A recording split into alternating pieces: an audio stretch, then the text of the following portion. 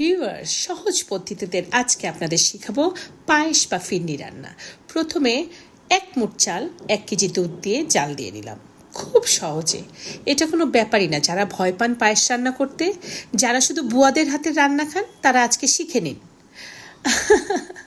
আমি বুয়াদের দিয়ে রান্না করেছি দেখে অনেকে কিউরিয়াস যে আমি বোধহয় খালি বুয়ার হাতের রান্নাই খাই। কিন্তু ভিউয়ার্স, বুয়াই মাঝে মধ্যে আমি মজা করার জন্য রান্না করিয়েছিলাম, কিন্তু প্রতিদিন নিজের প্রিয়জনের রান্নাটা আমি নিজেই করি। আবার এখানে বলে দিলাম, যারা বুঝেও বোঝেন না তারা দেখে নেন আজকে আমার পায়েস রান্না। তো হয়ে যাচ্ছে, পায়েসের চালটা সিদ্ধ হয়ে গেল। একটু দুধটাকে ঘন করে নিচ্ছি। নিজের প্রিয়জনদের জন্য নিজের ভালোবাসা দিয়ে রান্না করলে সেই রান্নাটা হয় অনেক মজা। হাজার বুয়াদের হাতের রান্নাও অত মজা লাগে না। আসলে নিজের রান্না নিজে করাই সব সময় ভালো। আমার অনেক ভিউয়ার্স, অনেকের আত্মীয় স্বজনেরও কিউরিয়াস যে মনে হয় আমার বুয়া আমার সব কাজ করে দেয়। Never not. আমি সব কিছু আমার নিজের হাতে করি, বিশেষ করে রান্নাটা। আমি রান্না করতে ভালোবাসি আমার আপনজনদের জন্য। তো এই তো সিদ্ধ হয়ে যখন গেল, পায়েসটা একটু চিনি দিয়ে নামিয়ে নিলাম। নামানোর পরে আমি তাতে আমার হাজব্যান্ডের রান্না স্পেশাল কিশমিশ দিয়ে দিচ্ছি। এই যে কিশমিশটা অনেক স্পেশাল।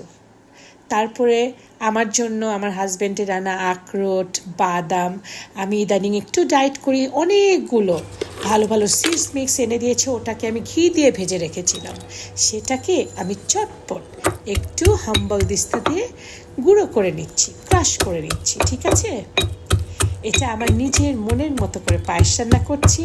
আর মিস করছি আমার আম্মুকে। যদি খুব অল্প রান্না করেছি, আম্মু আছে আম্মুর বাসায়, তাই তো আম্মুকে দিতে পারলাম না। আমি আম্মুকে নিশ্চয়ই আবার রান্না করে খাওয়াবো। আর আমার প্রিয় 100% পিওর শাহজাদপুরের ঘি। প্রথমে ক্রাম্বল করা বাদামগুলো দিয়ে দিলাম। আর আমি পায়েসটা এবার খুব বেশি ঘন করিনি, একটু একটু লাইট করেছি। হ্যাঁ, আর আমার শাহজাদপুরের টাটকা ঘি, এটা তো আমার স্পেশাল, আমার সিগনেচার আইটেম, অল্প একটু দিয়ে দিলাম। এই যে হয়ে গেল আমার পায়েস। অল্প করে চিনি দিলে খুব ভালো হতো, কিন্তু আমার হাতে বেশি চিনি পড়ে গেছে, আমি মিষ্টি কম দিতেই পারি না। তো এর জন্যই সমস্যা মিষ্টিটা না দিলে, কারণ এত দুধ দিয়েছি মাশাল্লাহ। এরপরে আবার গুঁড়া দুধ দিয়েছিলাম, তো সেটা মিস হয়ে গেছে যেহেতু আমি একা একা ভিডিও করি। তবে সব কিছুর স্পেশাল হচ্ছে আমার শাহজাদপুরের খাঁটি গাওয়া ঘি। আজকে বিকেলে আবার নতুন কিছু টাটকা ঘি এসেছে। যাদের যাদের লাগবে দ্রুত আমাকে যোগাযোগ করবেন আমার সাথে। বেশি দিন কিন্তু থাকে না আমার এই ভালো ঘিটা।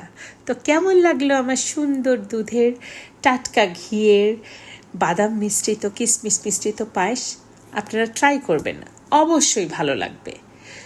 নিজের ভালোবাসা দিয়ে রান্না করবেন, পরিবারকে খাওয়াবেন। মাঝে মাঝে একটু চেঞ্জ দরকার, তখন নাইলে বুয়াদের শরণাপন্ন হবেন। কিন্তু যারা শুধু বুয়াদের দিয়ে রান্না করেন, প্লিজ ভাববেন না আপনাদের মতো আমরা সব সময় কিন্তু বুয়াদের হাতে রান্না খাই না। যদিও আমি বুয়াদের অনেক সম্মান করি, তাদের অনেক ভালোবাসি। নিজের রান্নাটা নিজে করুন। সুস্থ থাকুন, ভালো থাকুন। সবার জন্য রইল অনেক ভালোবাসা।